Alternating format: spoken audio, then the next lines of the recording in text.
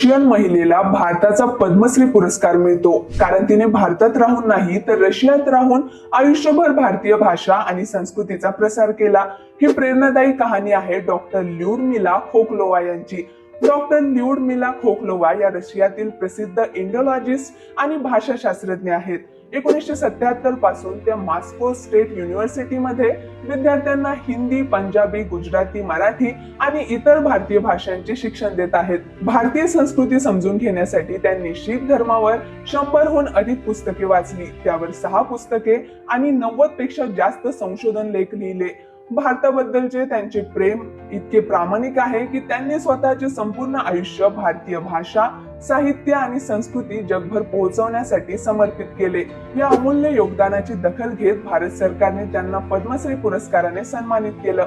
पुरस्कार स्वीकारताना त्यांनी सांगितलं की भारत माझ्यासाठी केवळ एक देश नाही तर माझ्या आयुष्याचा अविभाज्य भाग आहे। भारतीय भाषा आणि संस्कृतीशी जोडले जाणं हे माझं सर्वात मोठं भाग्य आहे। भारतावर एका परदेशी व्यक्तीचं इतकं निस्सीम प्रेम पाहून तुम्हाला काय वाटलं?